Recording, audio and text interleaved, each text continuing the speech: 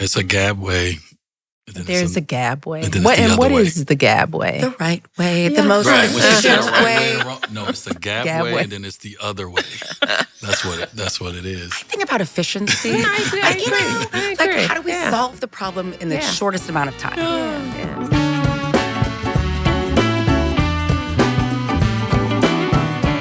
This episode is brought to you by Cologuard and Chase Home Lending. We're back. Hey, what's happening? Hoodie? Thank Go you. Hoodie. Thank Go you. Hoodie. Thank you. This is you trying to style it up here. This is not me trying to style it. This is Kelly and Austin trying to style me up. Oh, yeah? Is that an outfit picked out by your younger? By my 15-year-old. Anything time you see me with a hood on, that means Austin had a hand in the decision-making process. So Hood is Austin. Adds an extra layer It's just he's trying to get me to be like a 15-year-old. He's trying to keep his old dad looking young. It's like so you don't come up to the game coaching like, whose grandfather is that? That's right. It's like, that's my dad. He's got a hoodie on, so he's cool. But no, you're looking sharp. I feel good. I got a good night's sleep in the Airbnb last night, and I stayed in the one in West Hollywood that I stayed in last time. So this is becoming your usual pad. Yes, and then I came to find out this was one of their featured places, and I see why, because once you stay there, you want to keep coming back. So what do you mean it's one of their featured places? Like they have featured... They have these spots where people rate it high enough, like this is a favorite place for a lot of people, and I see why. So you're taking up space. So I might be, but I'm. You think you're one of their high end? I'm trying to become one of their high end customers. But that's the beauty of Airbnb. You got all these different levels, because I don't think when my kids, because they use Airbnbs a lot, they can't afford to stay in the nicer, higher ranked places. So what makes this place so nice? Well, aside from the fact there are 3 bedrooms and there's only one of me, and 2 bathrooms, it's got 2 pools and a jacuzzi. Very comfortable. I got a good night's sleep. I'm usually 2 hours ahead, so I went to bed early, woke up in the middle of the night, checked my notes because I was excited about Dwyane and Gabrielle being here. I know, it's going to be a fun conversation. Yes, they're like old friends, so it's going to be good. Yeah. But this show is about sibling relationship, and what people ask me all the time about you is what our relationship was like in college. Yeah, because we went to the same we college. Did. We went to Princeton together, and 2 years 2 overlap. years apart. And so we overlapped for 2 years. And I would say that it was sort of a normal relationship. I think I was more worried about you than Mom would have liked me to be. Well, but that's kind of usually what I do. Yeah, you were always kind of a worrier.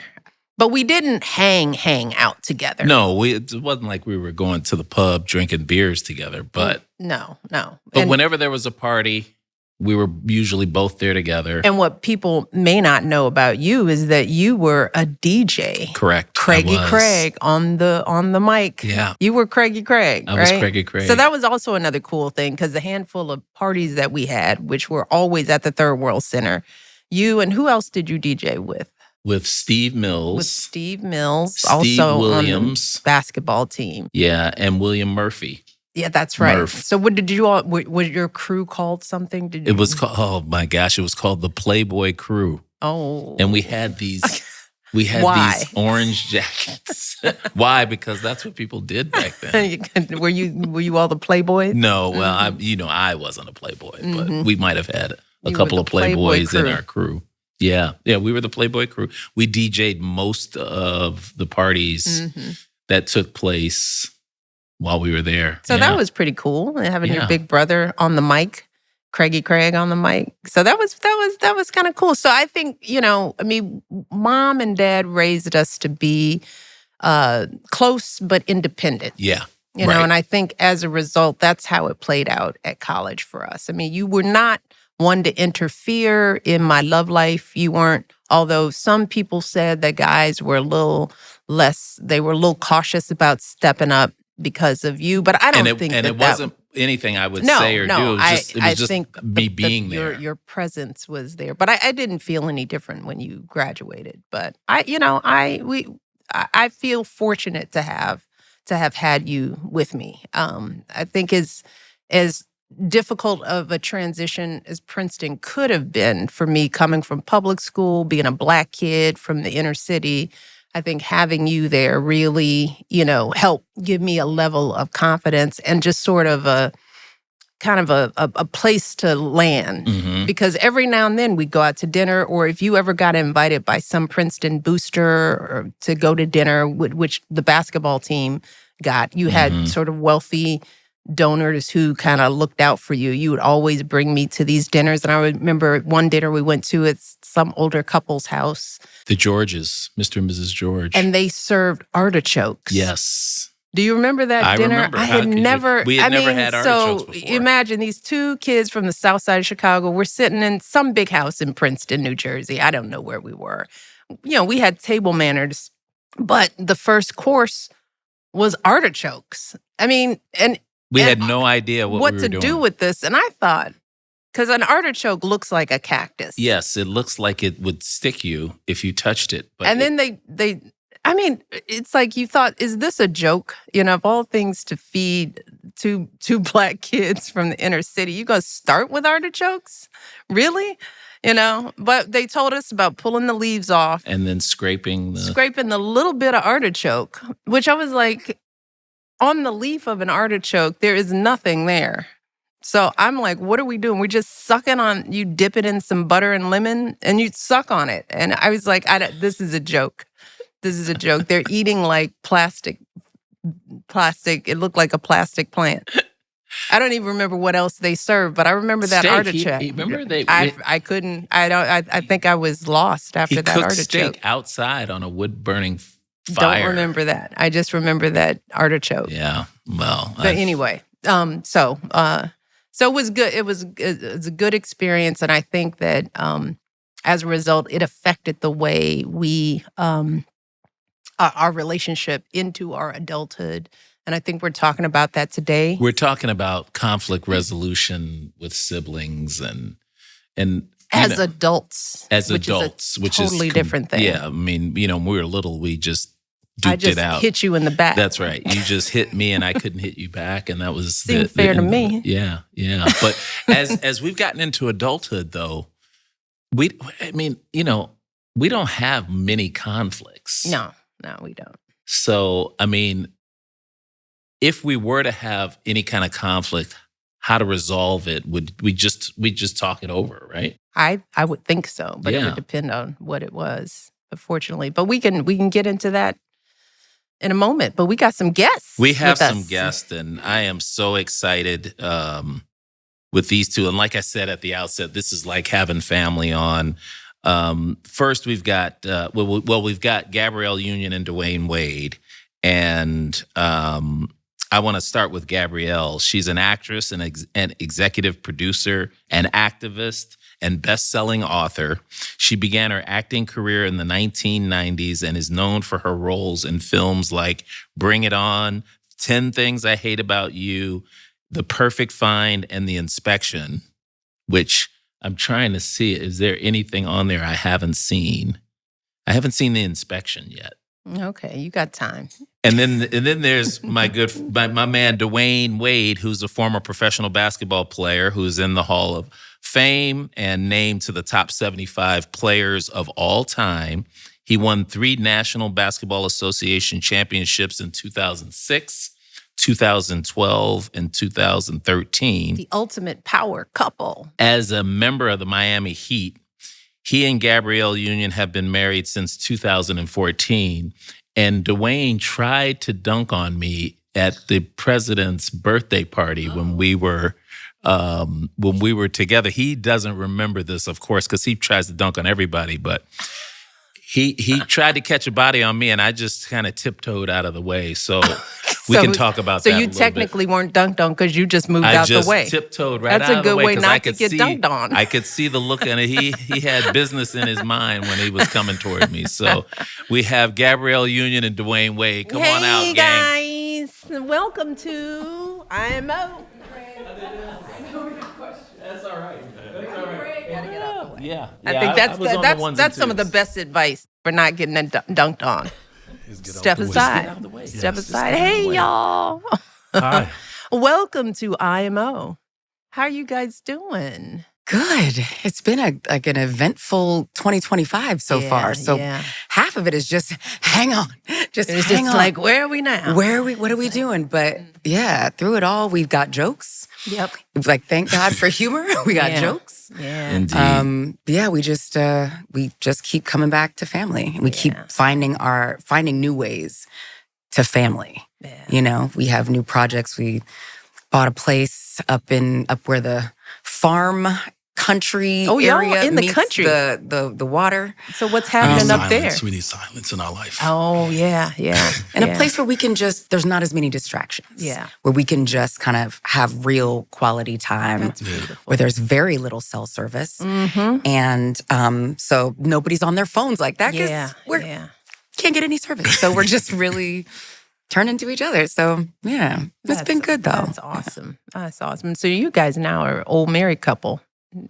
I mean, it goes. You getting right? close to me and Barack? No.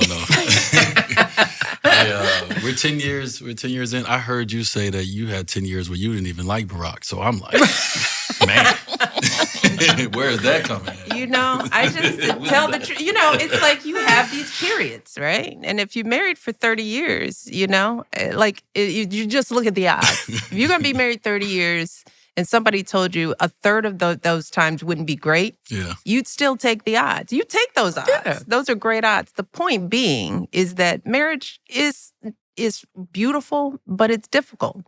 And you don't just walk away in the difficult times because you miss all the beauty, because you think it's got to be perfect, you know, and it is never perfect.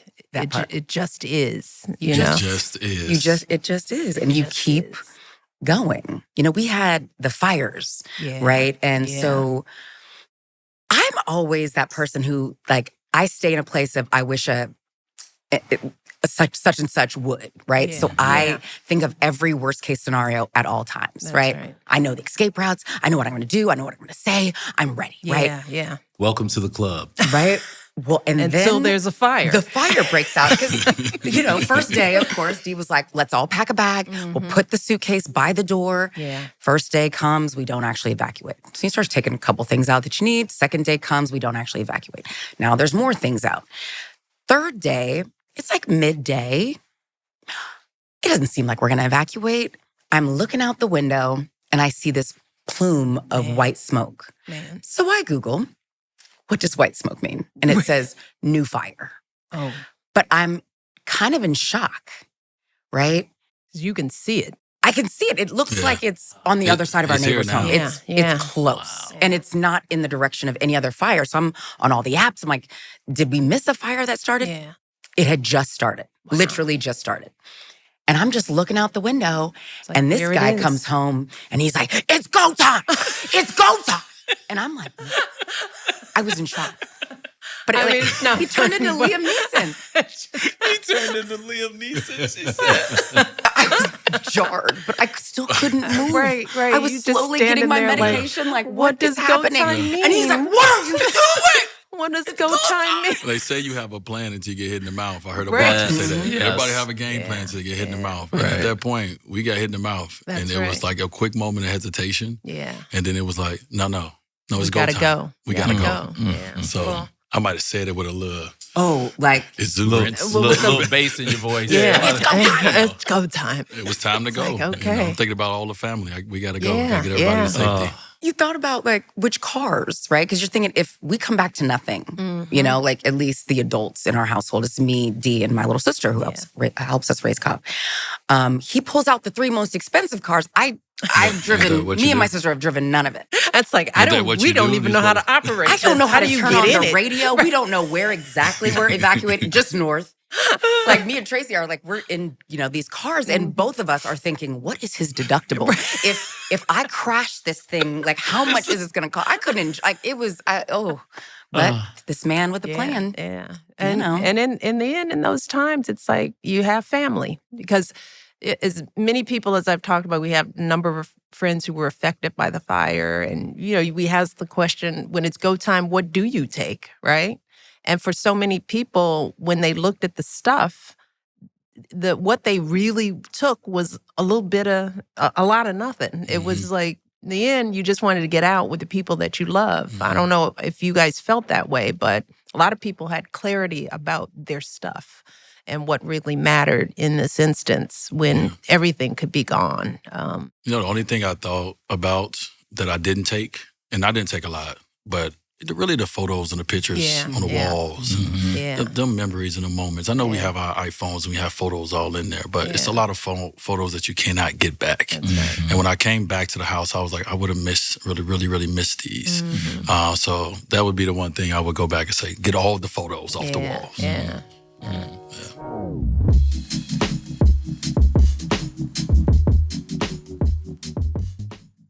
This segment is brought to you by Chase Home Lending, who is committed to helping people in all communities gain confidence in the home buying process. Mish, we've had a number of questions from young people about where they should be putting down roots. Can you talk about the importance of community and support networks when putting down roots and buying a home? Oh, yeah, absolutely. In fact, the very first home you remember that Barack and I bought was a condominium on the south side of Chicago in Hyde Park, in Eastview Park. And one of the primary selling features of us choosing that home was that it was literally 5 doors down from the home that you had bought. That's right.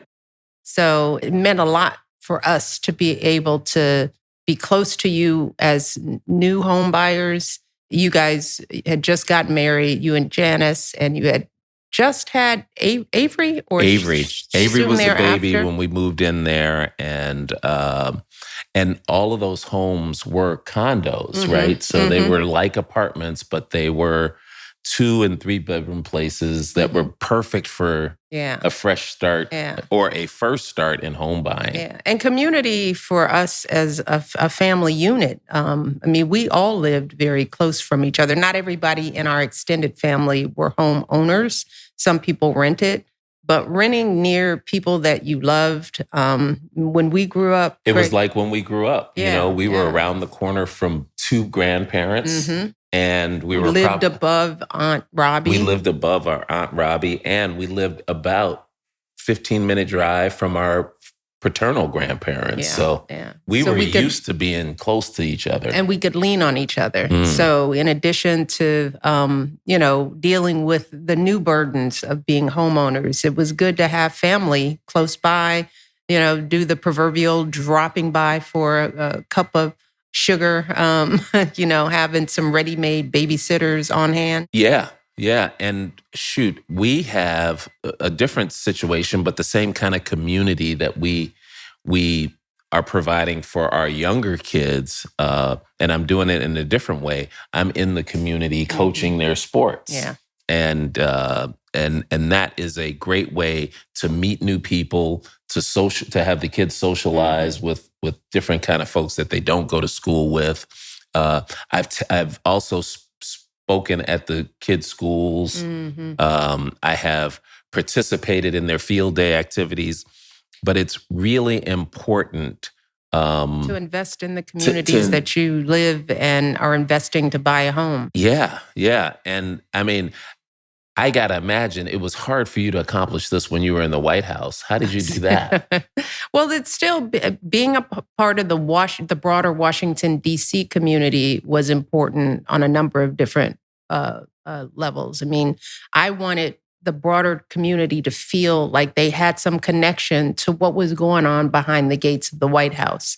So, for example, every time we had a state dinner, we made sure to invite local school groups, local classrooms to come for the day, to join in the welcoming ceremony for the country leader that was coming in. We would work with local public schools to have them come in and taste the dinner and sit down and see see the table setting, so that a lot of kids growing up in the inner city would understand that right down the street from them and right in their backyard was this amazing diplomatic exchange. But if we didn't invite them in, they wouldn't understand what all the hubbub was. So we did our very best, even in the White House, to continue having an investment in our broader community and not just in the world. It was a priority for us, as it should be for any homeowner. Thanks to Chase Home Lending for sponsoring this segment. Having the right support when finding a home is so important, and Chase Home Lending helps people at every stage of the home ownership journey, from first-time buyers to those relocating for new opportunities. They are committed to helping people in all communities gain confidence in the home buying process. Because owning a home isn't just about having a place to live, it's about building a brighter future for you and your family. Ready to take that first step? Learn more at chase.com/start.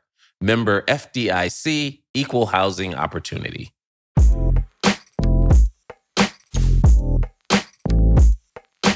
So Gab, you said your sister's with you. Yeah. So are you guys close as an extended family? You know, talk about that.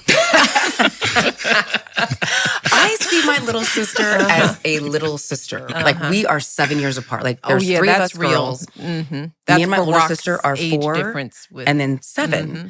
So we were related, but we weren't really in the house at the same time. We were not going through the same milestones at the same time. So she's like just this little sister in my mind. They're closer to the same age. Mm-hmm. So he sees her as way more capable and, way more, I shouldn't say important because she's important, but like, she's just a little sister. Adult-like. Yes. She is an adult to him. She's a little sister to me. Mm-hmm. And he values my little sister like no other. I never thought I'd live with someone's sister. That's right. I mean, and, like me and my little sister, we deal with so much with our family. Yeah. Both of our parents are, they're older, many health issues, dealing with insurance, dealing with who's going where, who's covering, Social Security hasn't kicked in, so we don't have caregiver relief and who's doing what and how. I'm very meticulous, very anal. There's a right way and there's a wrong way. There's zero gray. And my little sister lives in a place of varying colors of gray. And so, it's hard when you're under stress and you're like, well, why didn't you do this, this, and this? And he's like, but she did it. Yeah. It just wasn't how you wanted it done. Yeah, it's a Gabway. There's a Gabway. What is the Gabway? The right way, the most efficient way. No, it's the Gabway, and then it's the other way. That's what it is. I think about efficiency. I agree. Like, how do we solve the problem in the shortest amount of time? Yeah. But I mean, and she just has a different way of moving through life, and she's way more positive. The glass is not only half full, it is spilling over even when there's cobwebs in the glass. So we just approach life differently. And when you add in stressors, it's a challenge because we wake up to each other. We haven't done that, in a billion years. And it's like, you again. And I want to send her a strongly worded email like I would send my older sister because she doesn't live at our house. But she's there, she is at breakfast. And I'm like, are you just going to eat those? Over avocado. Just going to eat that. Avocado toast. And you just not responding to the family group chat. Okay. You know what I mean? But we figure it out. But he's the translator. That's what I was about to say. Then how are you in the middle of all this? I'm the common factor of all of this. Yeah. Until I'm not. But I understand the dynamics. And, I also understand the Scorpios that's in my house. Yeah. They're both Scorpios. My daughter's a Scorpio. Kind of Scorpios. Mm-hmm. But I understand them a little bit. And so I think for me is just really taking time. I've really took a lot of time to get to know her sister. Like, hey, late at night, let's have a conversation. Let's get a drink. Let's go to lunch, rides to school with our daughter, like just trying to get to know the person. Yeah. And, not look at her as her little sister and all the things she says about having a little sister, because I understand. And so I'm just, the one to say, well, look at it this way, because y'all are so polar opposites. Yeah. And, she's never going to do it how you want it done. Yeah. And so, sometimes you got to you got to move on the other side, and perspective is important. Well, not many men could live with their sister-in-law. Talk to me. I mean, I'm interested. So, how's your relationship with your sister compared to with and vice versa?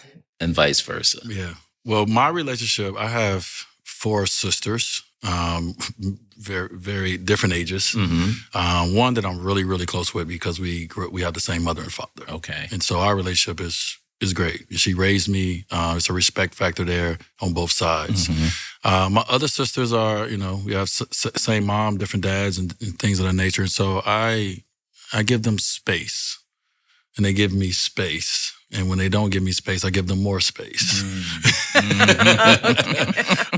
But well said. I give them more put. space. Mm-hmm. But I think one thing, and it comes with a little bit of the position that I'm in, where I've been the leader of the family in a lot of ways, right, because of this position. Yeah. And so my relationship with my sisters become a little different because sometimes they become dependent on.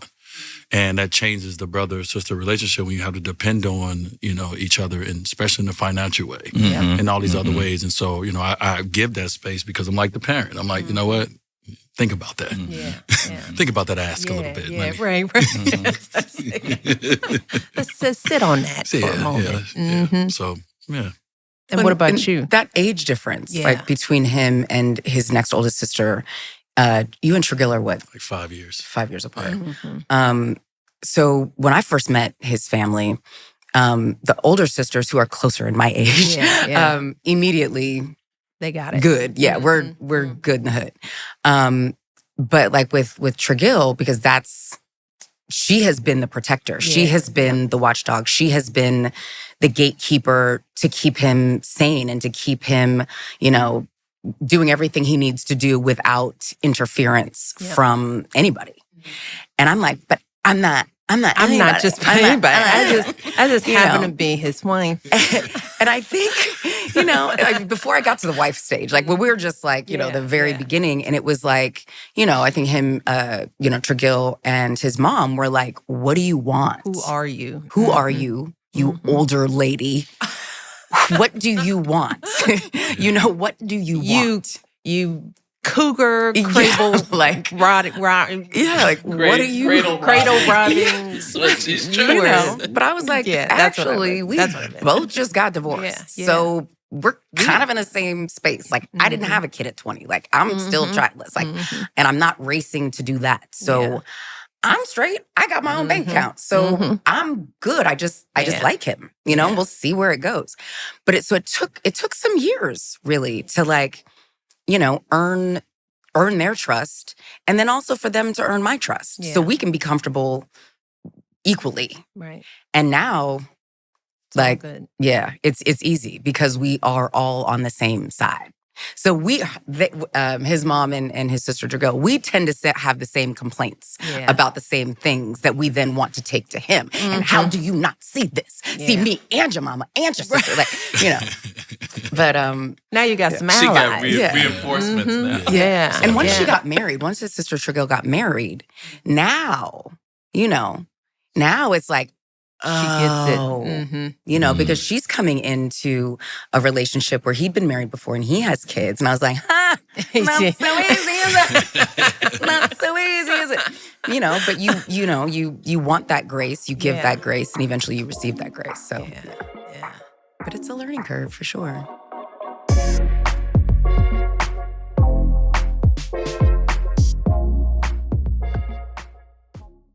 Hey, everybody. Craig Robinson here. As you know, when we do these podcast recordings in LA, I always ask my wife to get an Airbnb for me. But most importantly, I want the ones that are guest favorites for my stay.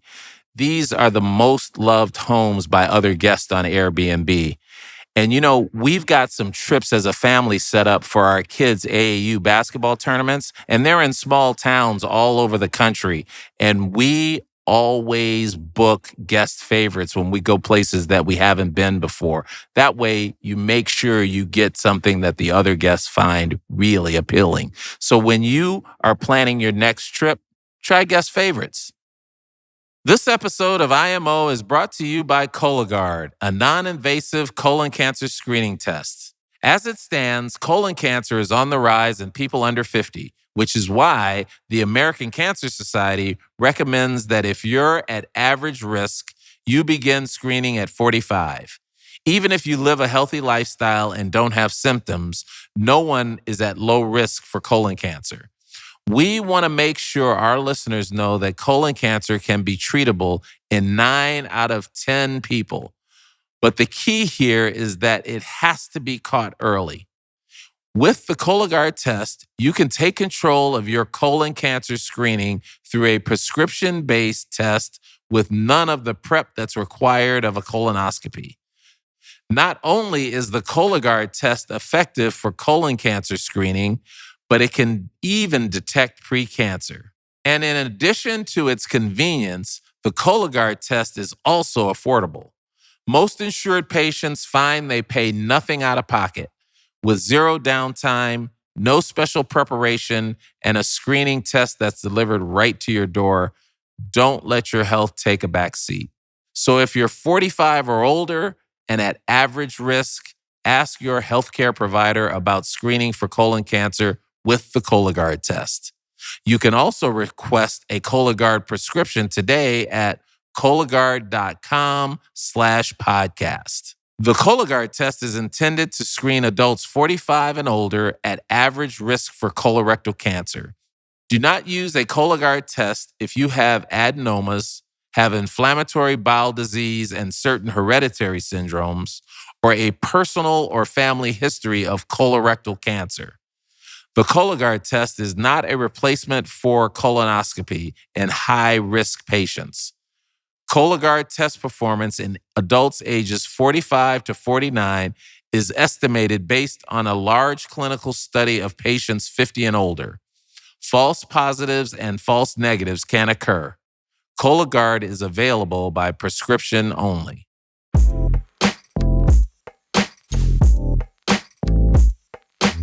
Families, complicated. That's a perfect segue to the listener question, because Charlotte needs a little bit of help with her sister. And Natalie, do you mind reading the question for us? Yeah, I got a short little story, so bear with me. Hi, Michelle and Craig. My name is Charlotte, and I live in Tacoma, Washington. My sister and I have lived in the same city as one another since college and have always been close. We are both married with teenage kids. My sister's daughter is a couple of years younger than my kids. I love my niece, but she has been really challenging for my sister to parent. She has a ton of anger and is in therapy for it, but she takes a lot of these feelings out on my sister. She's also much meaner to her mom than her dad, and I suspect it's been hard on my sister's marriage. I wouldn't be surprised if the stress at home is affecting my sister at work or in her other close relationships. Which brings me to my role in this. For a long time, my sister talked to me about the fight she was having with my niece. But in the past year, she's gotten noticeably distant. She avoids talking about anything going on in her family, and she's acted closed off and even standoffish if I go there. She's also been making increasingly rude comments at my expense, which I recognize is coming from stress, but it's still hurtful. So my question is, how do I support my sister, her family, and her daughter, especially when my sister won't even let me in? Do I allow things to stay surface level for a while and wait for it to get better? Or do I try to find a different way to talk to her?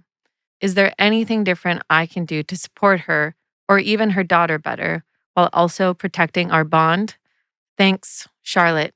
Well, that's a question. So it sounds like Charlotte knows that there's something wrong. And my question is, let's back up and figure out, is it better to hit questions head on or beat around the bush and sort of subtly get to the answer? Right between the eyes. Let's just get to it.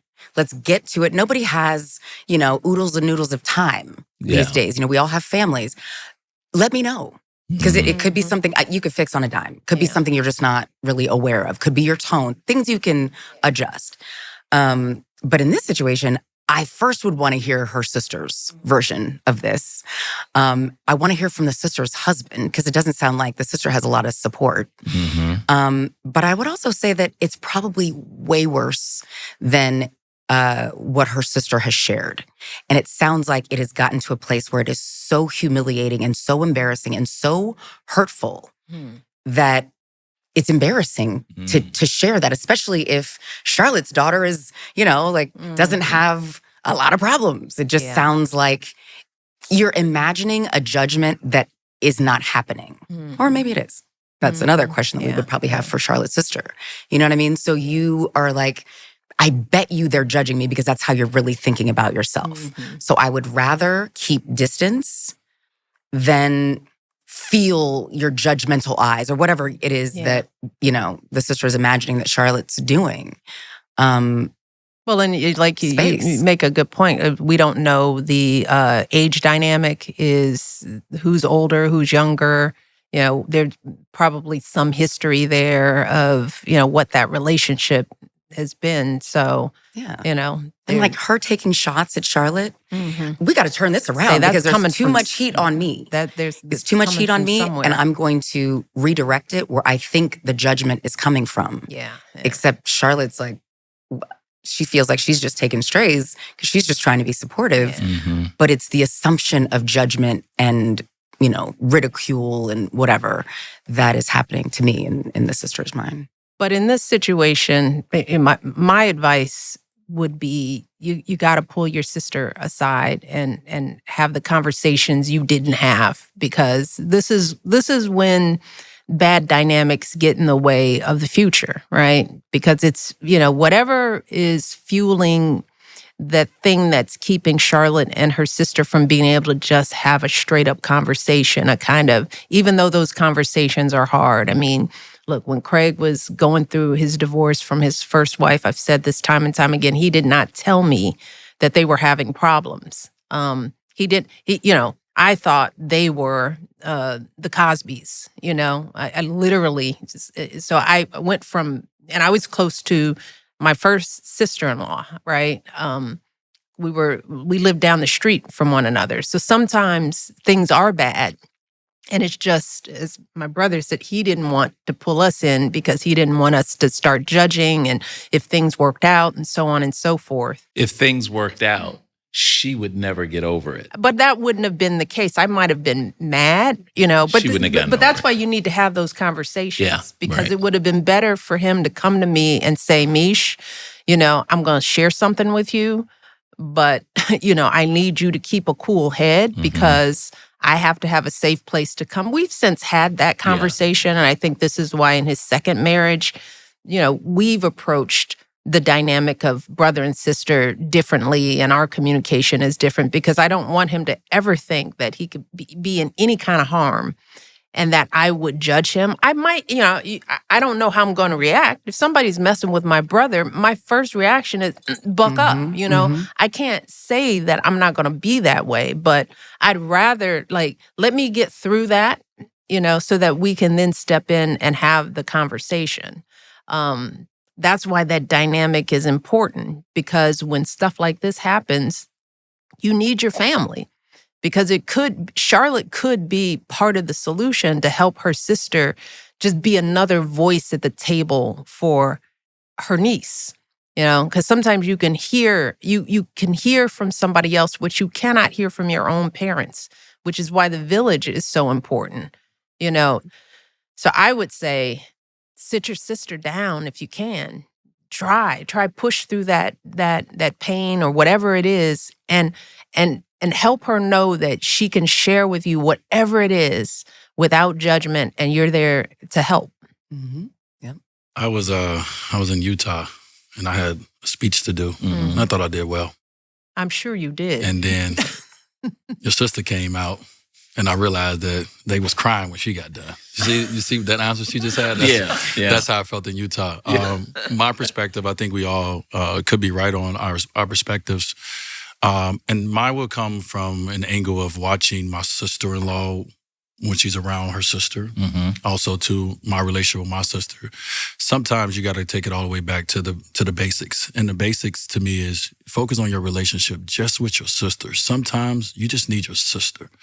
And provide that safe space as just being a sister, not being the auntie, not being, anyone who brings judgment. just be that person that she can come to you and she want to talk to Mm-hmm. because y'all have history and similar background. So I think sometimes when I see Tracy light up, it's when her and Gab are just being sisters. It's not being auntie. It's not you not doing this, not doing that. It's when they just hanging out as sisters. And that allows for you to want to open up more so than feeling judgment from someone or with all these, these emotions that we go through. And so I would just say, Charlotte, just be a sister, like you guys were when you grew up before it was husbands and kids and all the things. Y'all was just sisters, and maybe more would come out then. Yeah. This makes me wonder, though, is it ever okay as a sibling to go around your sibling and go directly to their kid and talk to them? Or maybe go around the sibling and talk to her husband, Charlotte's husband, a brother-in-law. Is that ever a good idea? And I can tell the Gab, I see the Gab face. That's not for me. That's. I mean, listen, if you really think someone is suffering, I will try everything that I'm going to go directly to you. And if I feel like I'm getting shut down, but I still feel like, oh, you're circling the drain, like it could get to a danger zone, I will try every avenue to reach you, whether it be through a mutual friend, another relative. We have a group chat that we call the Sanity Crew, and it's, 3 of us couples. And we could take to the Sanity Crew. Yeah, I like that. Or I can go to anyone else in the Sanity Crew and be like, this is what's happening with me and D. Yeah. Can you talk to him? Because I don't think I'm not hearing him or because I don't get it. Yeah. Is there anything that you can do? So I'm not above doing that at all. Especially if it gets into like that danger zone where they're kind of cutting off from everything. And like when you're left to circle the drain on your own, it can get dark fast. But also I'm okay with space. Like let's give it a beat. And maybe she is being inundated, not just by her sister, but by everyone who is a witness to this. And just a beat. And then just say, hey, you want to go get a drink? Do you want to go, go to a museum? You want to sit in the park? I'll go get some subs. And then it kind of takes the pressure off it having to be about your kid or whatever, my perceived lack of support from her husband. Kind of getting back to just... but also space, like I don't if I feel like my back is to the wall, give me a minute. Maybe a few weeks. 5. Yeah. So I can figure this out. Yeah.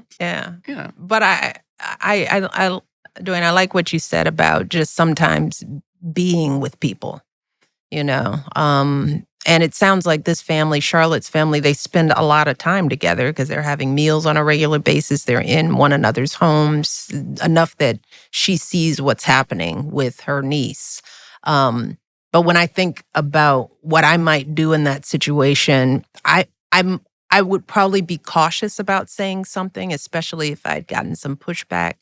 But I would probably try to spend more time with my niece if I could. That just sort of, just like be a sister, is like maybe just be an auntie too, so it doesn't feel like you're addressing a problem, but maybe this is a cry for help. And so maybe I can take her to lunch, or maybe I can just pick her up and do something that seems innocuous or fun, where maybe this girl will open up to me in a different way, where she doesn't feel watched. Or if you set up a regular session with her, like, let's go get our nails done. I'm just thinking, you're 12. Why don't, Auntie, I'm going to take you. We're going to do something you like. I bet she likes getting her nails done, especially if she's being sassy. She probably got acrylics, So let's go. Sounds like that girl's got acrylics. So go take her to... She's snapping her nails at you. I bet she's got some nails to snap. So take her to get her nails done, and sit and see if you can, in a natural, just sort of being way, find out what's going on with your niece. I try to do that. I don't do it as much with your younger boys because I'm not with them as much, but with the older kids, when we were in the White House, his older 2, we'd always whenever they could, they would go on trips with us in the White House. We would always make it a point to, because the thought was, okay, we got these kids growing up in the White House and being on the world stage. They should know something about the world, right? And so usually on their breaks, that's when we would plan a big trip. That's when we went to see the Pope, or we went to South Africa, or we went to the Great Wall, or, just so that these, my girls would walk away from this experience with something more than paparazzi following them, right? Mm-hmm. But we would always include Avery and Leslie. And those times with grandma, So I got a lot of good time with them on these long, amazing trips. Just, a lot of times I'm working and come back into the room and they're playing Uno or they're doing something silly with grandma. But I'd like to think that I know for Leslie, for example, I know she knows that she can call me. That she can text me. And I think that it's not just because I'm her aunt, but it's that time in. Because sometimes you got to look a kid in the face and go, I see you. Mm-hmm. And especially when your aunt is important and the first lady, you need to be able to say, no, never too important for you. Mm-hmm. And I'm going to say this in between seeing the queen and talking to the da-da-da. You're here too, come sit down. And not everybody has the platform of the White House, but there are versions of that, of making sure that the kids in your life know that you see them. Mm-hmm. So that when it's time, when they do fall short, when they are circling the drain, maybe they'll just reach up for a lifeline. And maybe Charlotte can do some of that, a little of that, I'm so curious, who in their family is that person who can just pull that little girl up by don't you? All right, knock it off. So let's get to it. Like, pull that little girl. What are we really dealing with right now? You know what I mean? Like, and that like over nails or but like there's, I'm trying to think of who our cut the S person is. That's not you, Gab? No, not with anybody's kids. No, I tend to be, a little more judgmental. They're definitely not coming to me first. But like, you've done that. Yeah, you did that I'm the one. Don't look too far. You did it with Torin. Yeah, you did it with my nephew Torin. I think going back to what I said is, I'm not trying to come in and be a specialist. Kids don't want a specialist. Yeah. And so if you ask me to talk to Torin, I'm not going to talk to Torin about what you want me to talk to him about. Yeah. And not the way that you want me to talk to him, because I'm just coming in as a specialist at this point. He's not going to share anything with me or be open and honest. And so I have to take a whole different approach. And I got to be uncle. Mm-hmm. I got to be somebody who actually understands. Yeah. And sometimes we come in and the way we saying it don't feel like we understand that we've been there before. Yeah. And so, just different approach. Mm-hmm. It really is. And as a parent, as a father, you have to be the bad cop a lot. So when you try and come in and try and be the good cop, it just doesn't work. So I need Mish to, all right, come ease in and take some of the load off of this kid because he's catching it from me. Mm-hmm.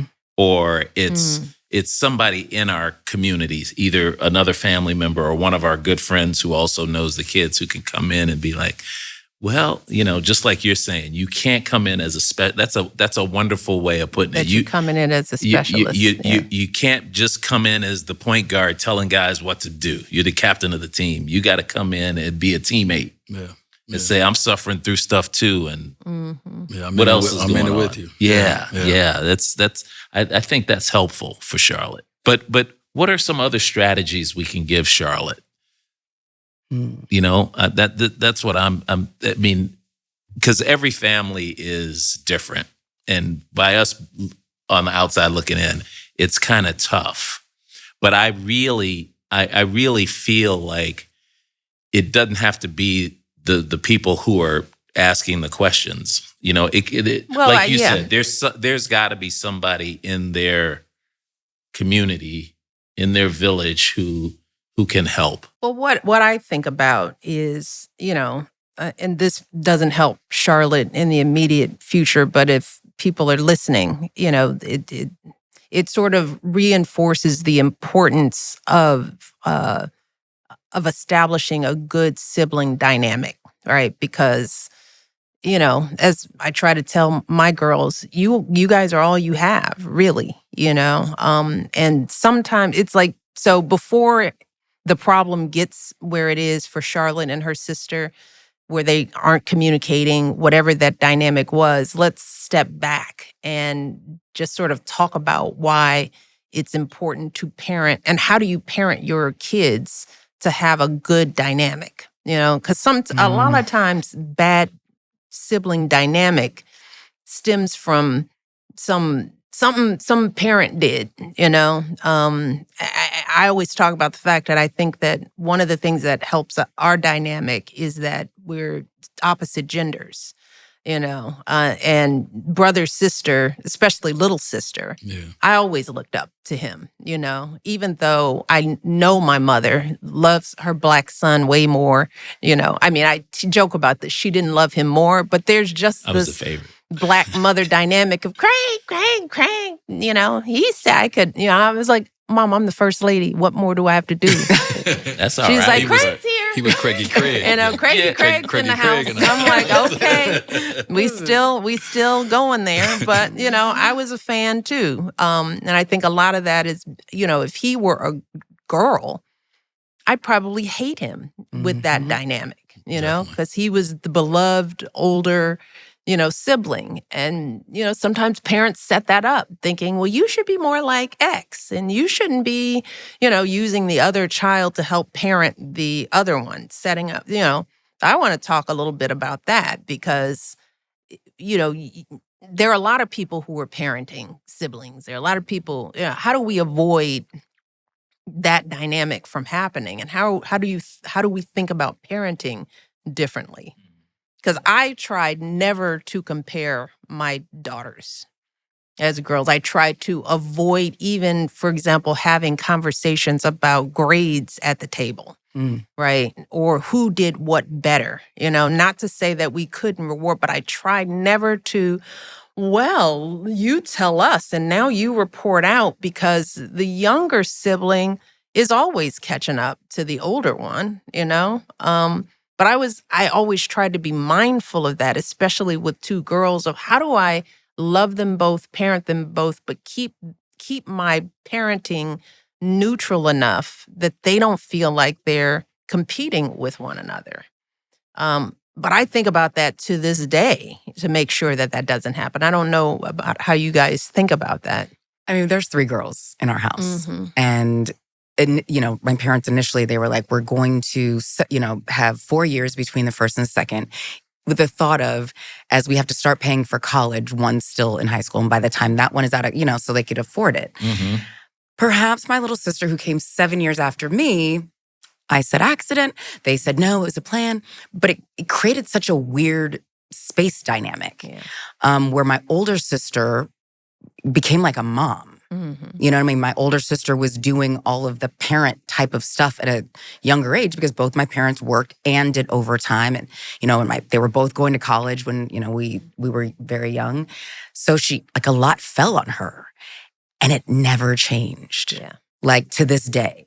You know what I mean? Like my sister is the one, with my dad at skilled nursing and, making sure everything, like every day, in addition to going to work, in addition to her kids and her new grandchild, it's kind of never ended. And then I kind of got to be sort of free. You know what I mean? Like there was no expectation of me to do anything but get good grades. And then my little sister was kind of like, it was sort of towards the end of their, the good years of their marriage. So she just kind of became this extra person. You know what I mean? Not that she was parenting herself, but it just was very different. Very different. Like my little sister still gets on my mom's lap and, my mom rocks her. You know what I mean? Still. And I just kind of had to figure out, I leaned much heavier on my friends. They were a much bigger influence. But somehow, because they probably thought, the middle child is getting nothing, they ended up giving me more attention, more special time. And then it kind of, according to them, I sort of emerged as the favorite. But it's really kind of like you're watching, you're observant. And I'm like, okay, my dad's always wanted a boy. I'm going to be the closest thing to, a boy that he can have. Like, right. I'm doing all the sports. I'm learning the I-back formation. Like, I know Nebraska football backwards and forwards.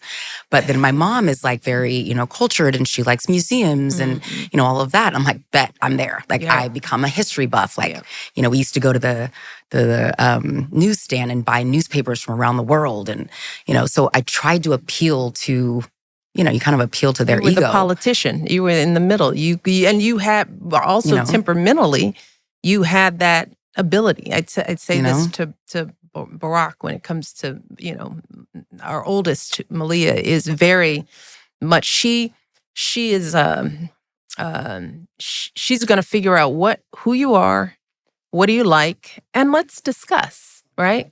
Unusual. She's always been that way, I used to say Barack was like, when Malia was a teenager, it wasn't like she was going out any less or doing anything differently. She would tell me, I'm going out this weekend, but I'm going to go in and give Dad like 15 minutes. And she'd go into the treaty room and tell me about Syria. Oh, wow, really? Oh, that must be, and then she'd be like, okay, well, I'm gone. Barack would come out of the treaty room going, poked out. I just had an amazing conversation with Malia, and I'm like, okay, and Sasha is like a cat.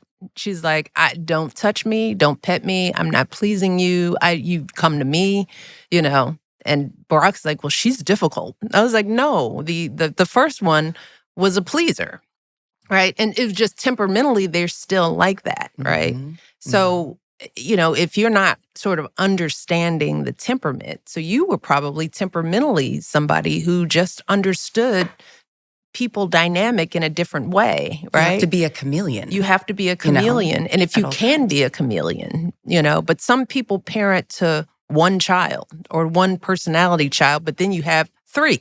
Yeah. They parented, I think, towards me. Mm-hmm.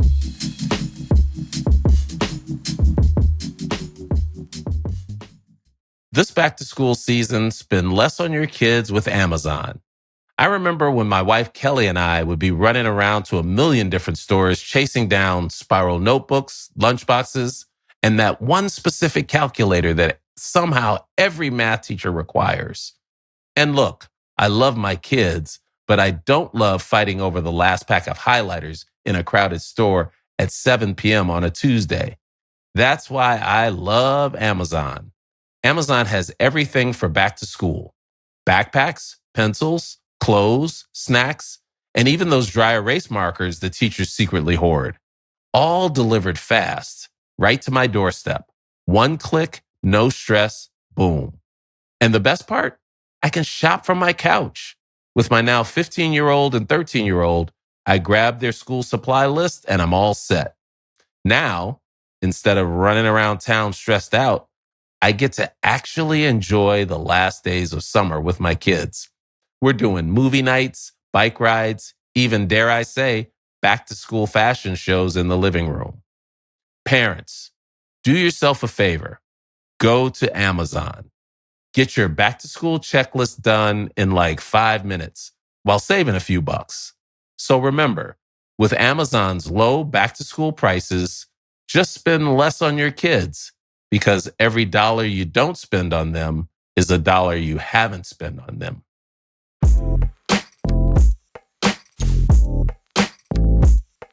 Let me go to what Craig and I know. We know sports. Mm-hmm. And so, I've saw coaches try that when one person mess up, the whole team suffers, right? Mm-hmm. And then I've saw, teams where the best player on the team is exempt from what the others have to do. And so, one, I don't know if it's the right answer to this, right? But what I do know, when it comes to the bending of the team, what we've responded more to is when we all get the same punishments. Mm-hmm. When this, and I've been on teams where we had the big 3 and the little 12. Yeah. I've had teams where we haven't. And when 3 is pushed up and others are not, you feel some resentment there, and you can see it and feel it. And so then it becomes on the leaders to like have to go back and be like, no, I'm not. Yeah. And so I think from a sports standpoint, just, when it comes to the parenting side of it, is the work will show, right? If coach is treating us all the same,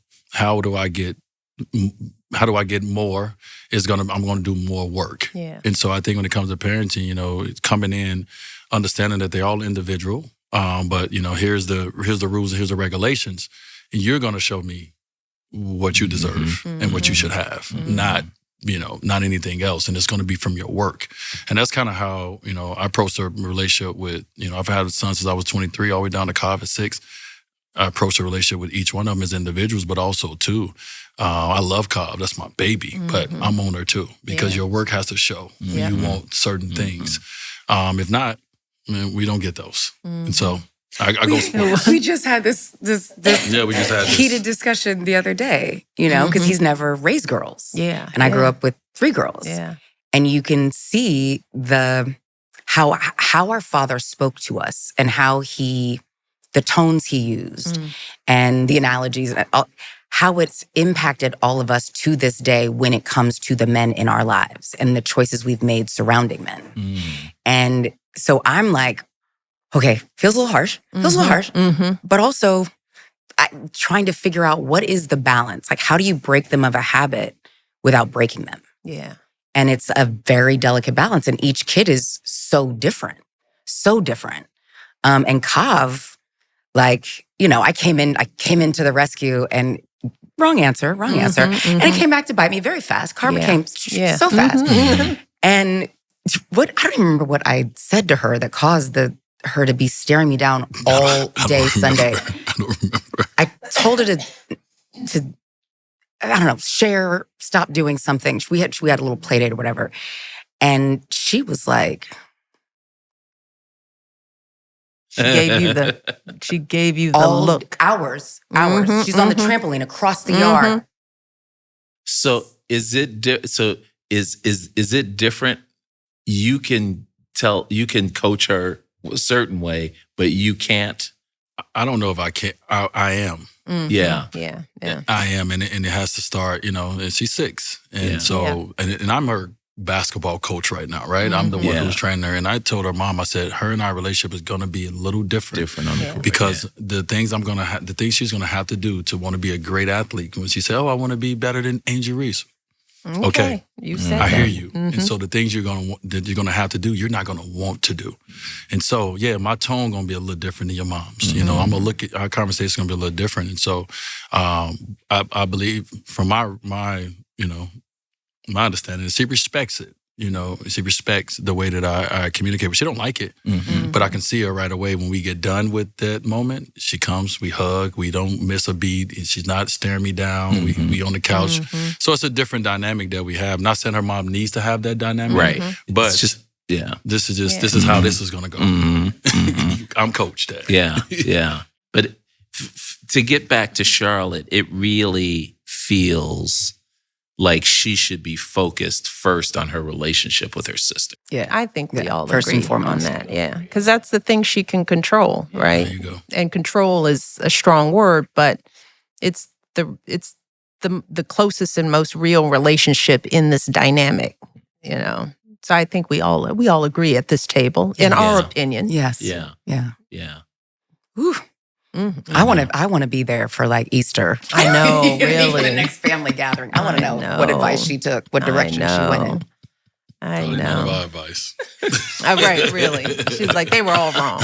That's okay, Charlotte. This is the perfect time to figure out some tips that we can give Charlotte to navigate through this. Gosh, okay. But the first tip that we all agreed on is that work on your relationship with your sister. Though, so that's and one. just the sister relationship, right? Yeah. Not that I'm taking care of you. I'm gonna fix it. It's just you and me, just being. Yeah. And anything else come to mind? She said space. We talked about space. Space. Talking about space. Space. That's a good tip.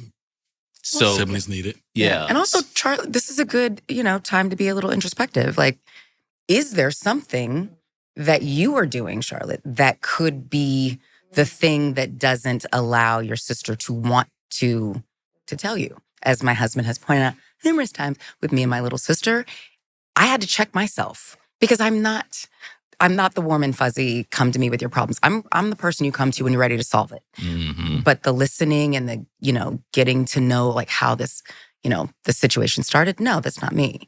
But I had to check myself. Yeah. Why didn't you tell me anything? Well, maybe it's the tone that you're speaking. Mm-hmm. And I had to come to Jesus with myself. Or maybe it's what we talk about, right? Like sometimes, and a good friend of ours told us this, Lauren, she came over and told us this. Yeah. Sometimes when people tell you stuff, they just want you to listen. Mm-hmm. They don't really want your advice sometimes. Mm-hmm. And I think it's trying to find, like, do you want, like, and we had this conversation, do you want my advice or do you just want me to listen? And sometimes, because of our positions, we give us so much advice. Right. Charlotte's sister may not want your advice.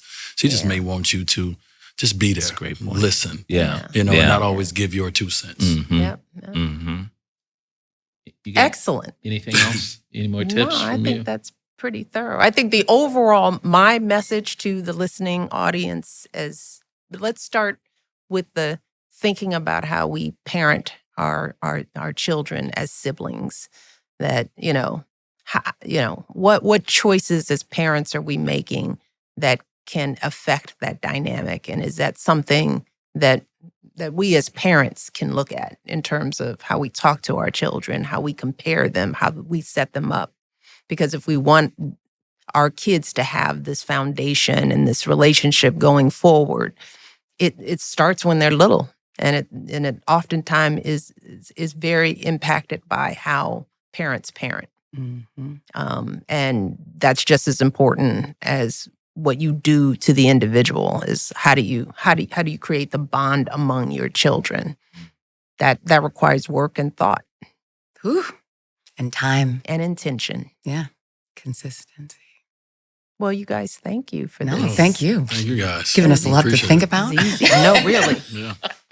Touched on some things. Yeah. No, it's great. Thank you and guys. Able to help Charlotte. Yes, No, this is great. You guys are the best. No. Yeah. Appreciate it. And good luck with all the things. Yeah. And stay ready to go. Yeah. We stay ready, so we don't got to get ready.